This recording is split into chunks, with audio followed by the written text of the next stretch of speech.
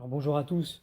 Aujourd'hui, nous allons faire le récit de Sainte Wéribourg, vierge, abbesse et patronne de Chester en Angleterre au 7e siècle. Alors cette sainte, vulgairement appelée Wéribourg, était fille de Wulfer, roi de Mercie en Angleterre, et de sainte Herménilde. Elle avait 3 frères, Wulfad et Ruffin, qui reçurent la couronne du martyr, et Kenred qui mourut à Rome en odeur de sainteté. Une rare beauté jointe à de grandes qualités la fit rechercher en mariage par les parties les plus considérables, mais elle resta inébranlable dans sa résolution de consacrer à Dieu sa virginité.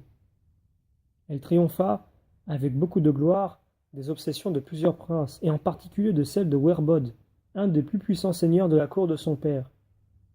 Wulfer aimait ce seigneur à cause des services importants qu'il avait reçus de lui. Il lui promit sa fille en mariage. Cette promesse affligea sensiblement la reine et les 2 princes, Wulfad et Ruffin. Werbod, qui savait ceux-ci opposés à son mariage, résolut leur perte. Ils n'eurent pas plutôt été mis à mort que le roi, qui avait trempé dans cette abominable intrigue, en conçut la plus vive douleur. Alarmé par les reproches de sa conscience, il rentra en lui-même, fit pénitence et fonda un prieuré, celui de Stone, pour servir de sépulture à ses 2 enfants. Wéribourg, charmé d'une révolution si peu attendue, ne craignit plus de découvrir à son père l'ardent désir qu'elle veut d'embrasser l'état monastique. Il refusa d'abord son consentement, mais il fit, à la fin, si généreusement son sacrifice qu'il conduisit lui-même sa fille au monastère d'Ely et assista avec toute sa cour à la cérémonie de la profession. Elle quitta ensuite Ely, à la demande du roi d'Ethelred, son oncle. Il la chargea de rétablir la discipline monastique chez toutes les religieuses de son royaume. Sa conduite était un exemple continuel de sanctification. Sa dévotion était si tendre qu'on voyait souvent ses yeux baignés de larmes. Elle mourut à Trentham, sur la fin du 7e siècle. On l'enterra à Hambury, comme elle l'avait désiré. Son corps fut transporté à Chester en 835 et déposé dans une magnifique église qui devint ensuite la cathédrale. Sous Henri VIII, les reliques de sainte Wéribourg eurent le sort de celles de tous les autres saints du royaume. Elles furent dispersées. De sa châsse, on fit un trône épiscopal que l'on voit encore aujourd'hui dans la cathédrale de Chester. On donne pour attribut à notre sainte un troupeau d'oies, parce qu'elle fit venir jusqu'au perron de son château une volée de ces oiseaux qui dévastaient les champs voisins, et leur ordonna de cesser leurs dégâts, ce qu'ils s'empressèrent d'exécuter. Alors c'est ici le récit d'une sainte qui visiblement était très belle, et qui refusa d'épouser un beau prince ou un beau roi, parce qu'elle choisissait en fait plutôt un autre chemin, qui était celui de la vie monastique. Donc elle souhaitait devenir religieuse. Eh bien, c'est un bel exemple pour notre époque. Une époque qui est beaucoup basée sur l'apparence, sur la superficialité, et aussi sur la beauté extérieure selon des critères qui évoluent avec les époques, selon les desiderata et les mouvements de l'homme. C'est important parce que cela montre que non seulement la beauté n'est pas un frein à la vie religieuse, mais qu'en plus, elle peut apporter autant de bonheur que de malheur, puisqu'on le voit dans ce récit, eh bien, le fait de refuser les avances pour parler vite d'autrui, eh bien, amène quelquefois de la jalousie, voire de la colère et un désir de vengeance.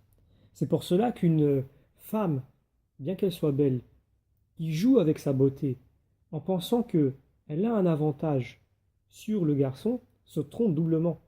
Premièrement, elle fait usage d'un don de Dieu à de mauvaises fins. Et deuxièmement, si en face, le garçon est plus méchant, il n'a pas véritablement un désir profond de nouer une bonne relation avec elle, une relation saine, basée un minimum quand même sur des vertus chrétiennes, eh bien il peut se retourner contre elle et l'amour devient de la haine. Et alors ce petit jeu auquel elle s'est adonnée, qui n'est pas un jeu sain, eh bien amène forcément à des dérives qui sont inattendues et sur lesquelles on ne veut pas forcément. Alors c'est important pour toutes les filles qui se trouvent belles, et même celles qui ne se trouvent pas belles, parce qu'aux yeux de Dieu, nous sommes tous beaux. Mais nous sommes beaux, en tout cas nous le restons, si nous ne tombons pas dans le péché et la débauche, qui nous rend moches finalement. Non pas moches extérieurement, mais intérieurement.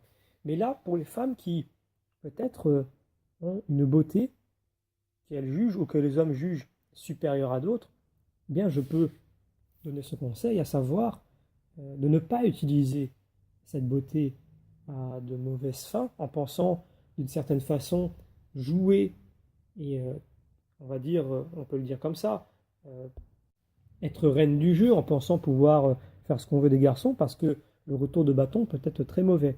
Et en plus, c'est une attitude qui n'est pas saine. Pour prendre une analogie simple, eh bien, Dieu ne nous a pas donné une bouche pour proférer des menaces ou insulter, ou pour mentir. La parole est un don de Dieu, tout comme la beauté physique est un don de Dieu. Alors, cette sainte en question, la sainte Wérebourg, eh bien, a choisi finalement de se donner à une vie monastique. Alors c'est important parce que aujourd'hui, on se dit, ben, une jolie fille n'a rien à faire dans la vie religieuse. C'est un peu l'idée que certains ont en se disant, mais puisque je suis jolie, je devrais profiter de ces attraits, peut-être pour me trouver un homme riche ou pour me trouver une situation professionnelle, parce que c'est un atout indéniable dans un monde matérialiste et superficiel, basé sur la beauté corporelle et non intérieure. Eh bien, c'est une erreur. Il faut dans sa tête se demander non pas ce que je veux, mais plutôt ce que Dieu attend de moi.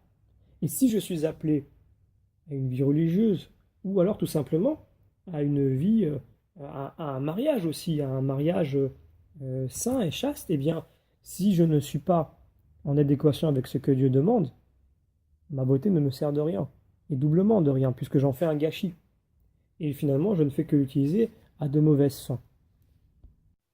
Donc on peut aussi vouloir rendre à Dieu cette grâce, ce don qu'il nous a fait, peut-être cette beauté extérieure, et, et faire la résolution qu'a faite notre sainte de se consacrer à Dieu et de consacrer donc sa virginité.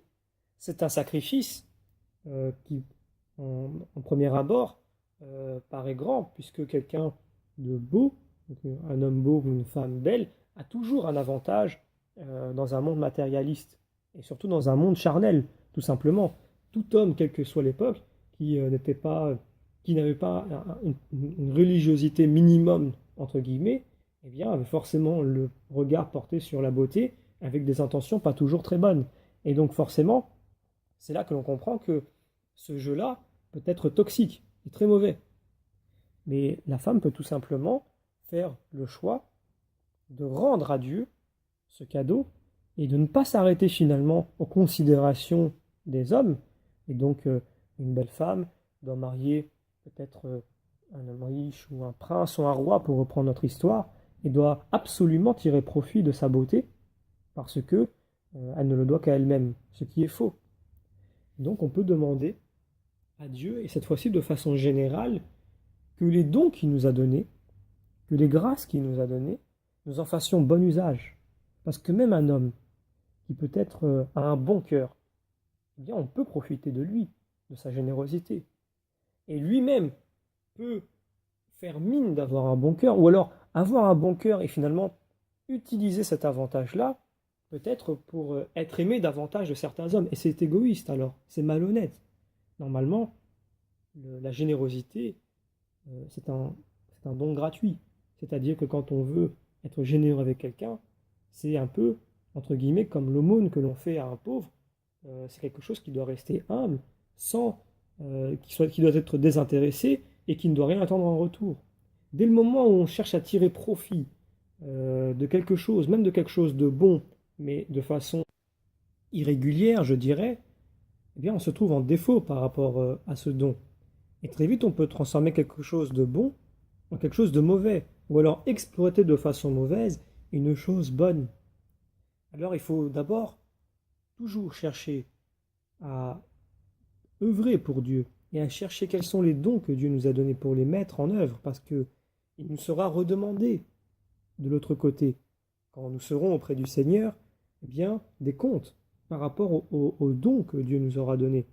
Alors, nous pouvons demander l'intercession de sainte Wérébourg, d'une part, de rechercher d'abord la volonté de Dieu, avant notre propre volonté ou celle des hommes, mais en plus, de savoir produire de bons fruits, et savoir faire des sacrifices, des dons pour Dieu, des dons utiles, parce que c'est d'une façon comme une autre de rentrer sur le chemin de la sainteté et de rechercher non pas les mauvaises choses, non pas même les choses futiles ou inutiles, mais de chercher les seules choses qui comptent, à savoir celles qui concernent la vie éternelle. Sainte Wérébourg, priez pour nous.